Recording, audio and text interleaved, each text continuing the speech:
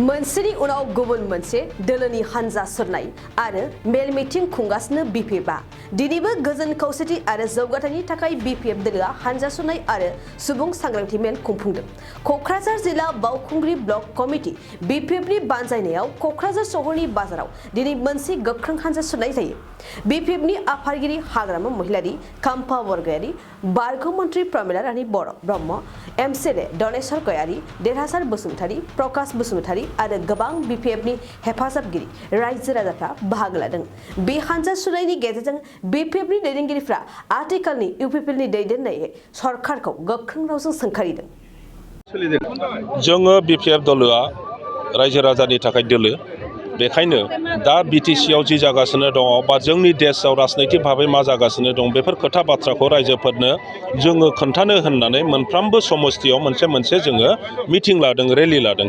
दा बे रेलिया गिदिं दिनै क'क्राझार टाउन गेजेराव जागोन, बावैनो बे जागोन आरो जों दा क'क्राझार फुटबल फिल्ड बा केडिएसि फिल्डनिफ्राय जों आराम्भ खालामगोन जोंनि थाबायनाय, जोंनि रेलिखौ।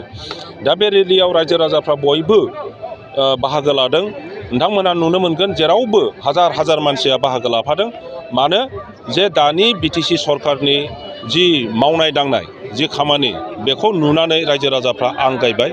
दा बेखायनो जाय मानसिफ्रा दानि सरकारा थांनाय इलेक्सन समाव परिबर्तननि नामाव गोबां खोथा बुंदोंमोन, रायजो राजानो गोबां बुस्थु होफैगोन, ओरै जागोन बायदिसिना खोथा बुंनानै जि भट लादोंमोन, भट मोनखांनायनि उनाव बिथांमोनहा दिनै रायजो राजानो जि खोथा होदों मोनसेबो लाखियाखै। बरन्स गावसोरो बिपिएफनि दैदेनगिरिफोरखौ जेरै कारापसननि खोथा बुंदोंमोन, दिनै गासिबो बे सरकारनि दैदेनगिरिफोरखौ कारापसनाव इनभल्भ जानायखौ बयबो रायजो राजा प्रमान हिसाबै नुनो मोनदों। दा बे जाय व्यक्तिफ्रा बिपिएफ दोलोखौ नागारनानै बै समावहाय इउपिपिएलआव थांदोंमोन, बिथांमोनहा दिनै गासिबो इउपिपिएलखौ मुगैनानै बिपिएफआव फैजोबफिनबाय। आरोबाव जाय बिथांमोनहा इउपिपिएल खामोन बा गुबुन दोलोआव दंमोन, बिथांमोनहाबो फुरानायानो साबसिन, बिपिएफआनो मोजां मावलांदों।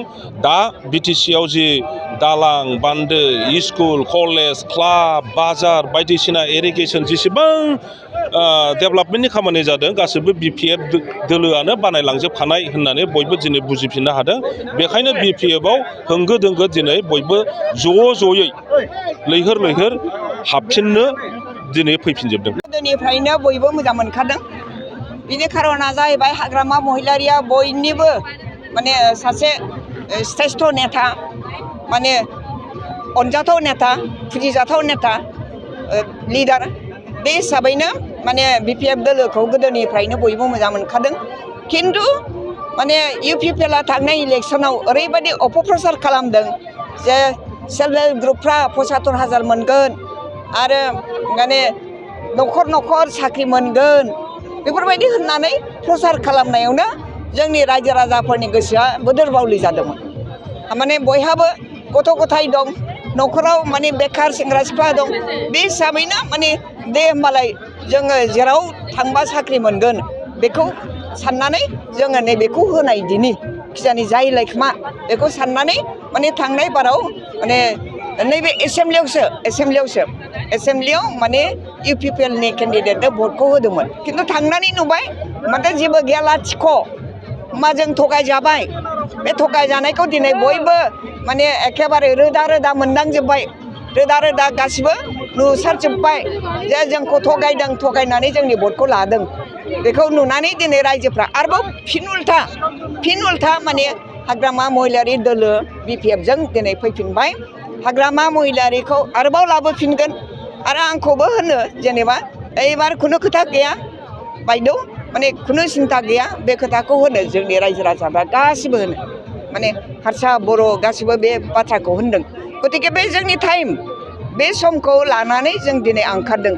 रायजो राजाखौ दिन्थिनो नागिरदों जों दं, जों जिरायनानै थायाखै, रायजो राजानि थाखाय जों दं।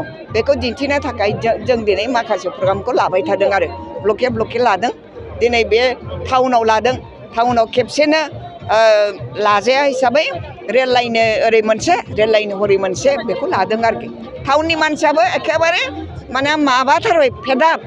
दिनै खुनु बिजनेस गैला, दखानदारिफ्रा माने एखमबा ओरैनो दखानखौ खुलिनानै थानांगौ।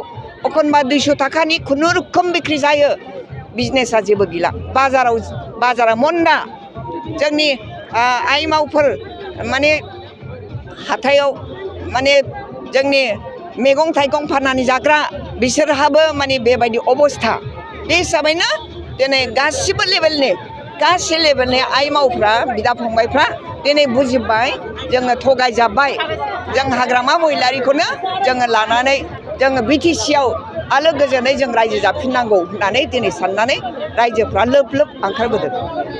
गोजोनथाव खौरां बङाइगाव मेरिडियान किया मटर्स श'रुमा नोंथांनो लाबोदों गोदान अफार। मेरिडियान किया मटर्स श'रुमाव नोंथाङा खम बेसेनावनो किया कम्पानिनि गुबुन मडेलनि गोदान गारिखौ लानो हागोन। बेनि अनगायैबो मिथिनो गोनां बाथ्राया बेनोदि किया कम्पानिनि 2022 मडेलनि गारिखौ गासै 40,000 रां रेहायाव मोननो हागोन। बेजों लोगोसेनो बे श'रुमाव जेखिजाया कम्पानिनि गोजाम गारिखौ सोलाय-सोल' खालामनोबो हागोन। दासान्दि बे अफारा सोलिगासिनो दं। मेरिडियान किया मटर्स श'रुमा सा बङाइगाव साफागुरि र'ड आगराला देहा फाहामसालिनि साखाथियाव थानाय महामाया हटेलनि अपोजिट साइडआव दं। बे अफारखौ मोनफुंनो थाखाय नोंथाङा अनलाइनबो बुकिं खालामहरनो हागोन। लोगोसेनो गोबां मिथिनो थाखाय थोंजोङै 7099003414 नङाब्ला 8822790662 जानबुं अनजिमायाव जगाजग खालामहरनो हागोन आरो बङाइगाव मेरिडियान किया मटर्स श'रुमाव थांनानैबो नायनो हागोन।